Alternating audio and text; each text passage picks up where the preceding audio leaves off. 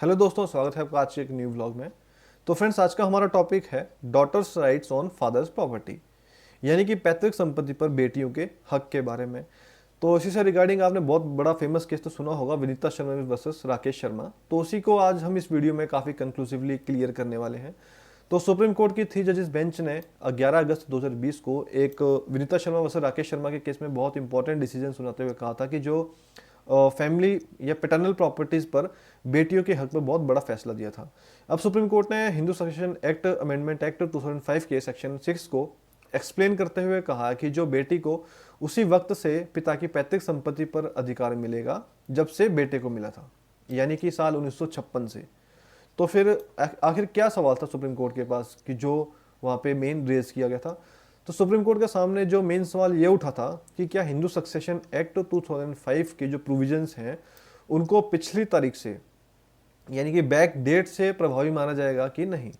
और ये तारीख इसलिए खास है क्योंकि 9 सितंबर 2005 को हिंदू सक्सेशन अमेंडमेंट एक्ट को लागू किया गया था और इस अमेंडमेंट के जरिए जो पिता की पैतृक संपत्ति में बेटी को बराबर का हिस्सा दिया गया था।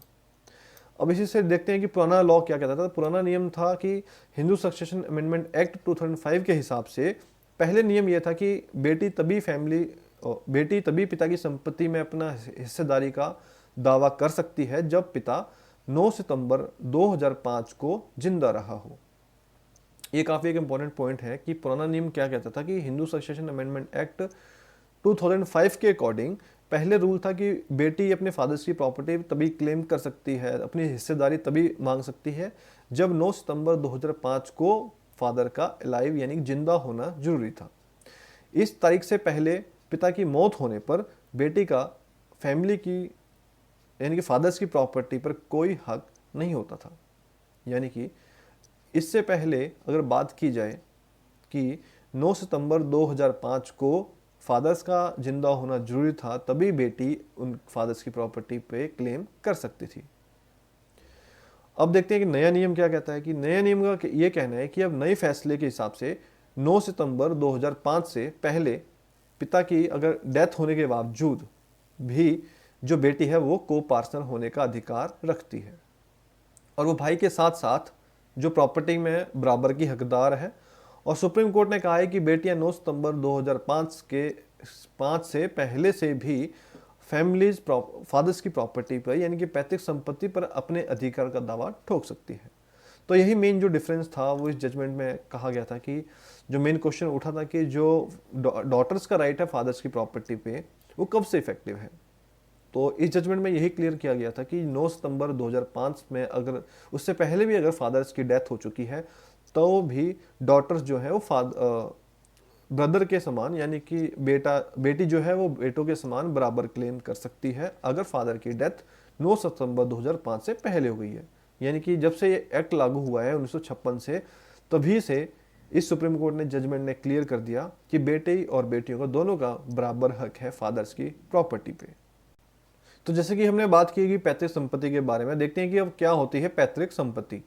तो पैतृक संपत्ति में क्या होता है कि ऊपर की 3 पीढ़ियों की प्रॉपर्टी भी शामिल होती है। यानी कि पिता को उनके पिता से यानी दादा से और दादा को उनके पिता यानी परदादा से जो मिली प्रॉपर्टी है वो हमारी पैतृक संपत्ति है। पैतृक संपत्ति में जो पिता के द्वारा यानी कि फादर के द्वारा जो कमाई गई प्रॉपर्टी है वो शामिल नहीं होती है। उस पर पिता का फादर का पूरा राइट है कि जो अपनी कमाई से उन्होंने प्रॉपर्टी गेन की है वो उसका कुछ भी कर सकते हैं, वो पैतृक संपत्ति में शामिल नहीं होगी। और इसी पर सुप्रीम कोर्ट ने एक बहुत इंपॉर्टेंट बात भी कही थी कमेंट करते हुए कि सुप्रीम कोर्ट की बेंच ने एक बात कही थी कि बेटा तब तक बेटा होता है जब तक उसे पत्नी नहीं मिलती, लेकिन बेटी जीवन भर बेटी ही रहती है। अब आगे इसमें देखते हैं कि क्या बेटों के अधिकार पर इस ताज़ा फैसले का कोई असर होगा। यानी कि पहले जो बेटे प्रॉपर्टी पूरा राइट्स रखते थे, क्या उस पर उनका राइट इफेक्टिव होगा। तो कोर्ट ने जो जॉइंट हिंदू HUF है यानी कि जॉइंट हिंदू फैमिली सिस्टम में जो को पार्टनर को एक उनके फेवर में डिसीजन सुनाते हुए कहा था कि उनको परेशान होने की जरूरत नहीं है। सुप्रीम कोर्ट की 3 जजों की बेंच ने कहा है कि ये सिर्फ बेटियों के अधिकार को ही एक्सप्लोर करता है, वाइड करता है और दूसरे रिश्तेदारों के अधिकार पर इसका कोई असर नहीं पड़ेगा।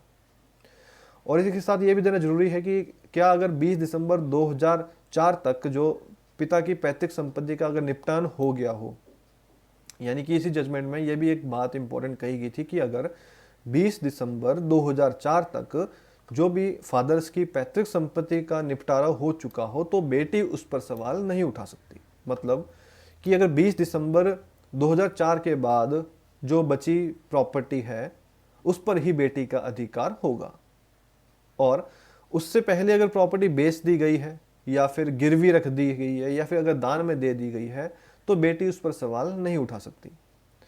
अब इसमें लास्ट एक इंपॉर्टेंट मेन क्वेश्चन है कि क्या बेटी की मृत्यु हो जाए तो उसके बच्चे नाना की संपत्ति में हिस्सा मांग सकते हैं? यह भी एक इंपॉर्टेंट पॉइंट ऑफ व्यू से क्वेश्चन है कि अगर बेटी की डेथ हो जाए तो क्या उसके बच्चे नाना की प्रॉपर्टी पे हिस्सा मांग सकते हैं? इसका आंसर बिल्कुल हाँ है। बेटी जिंदा रहे या नहीं, उसके जो पिता की पैतृक संपत्ति पर उसका अधिकार हमेशा बना रहता है। यानी कि उसके बच्चे अगर चाहें तो अपने नाना की पैतृक संपत्ति में अपना हिस्सा मांग सकते हैं। और साथ ही साथ जैसे हमने लास्ट में मेन बात देखी कि अगर 20 दिसंबर 2004 की डेथ इसलिए इम्पोर्टेंट है कि अगर उससे पहले ही अगर जो पैतृक संपत्ति है वो अगर बेच दी गई है, गिरवी रखी है, कुछ भी उसका निपटारा कर दिया गया हुआ है, तो उस केस में जो बेटी है वो फादर्स की प्रॉपर्टी को क्लेम नहीं कर सकती। तो दोस्तों ये तो था हमारा आज का टॉपिक कि daughters right on father property, जो कि इंपॉर्टेंट जजमेंट जो सुप्रीम कोर्ट थी उसके गिस्ट ऑफ द मैटर से हमने डिस्कस किया।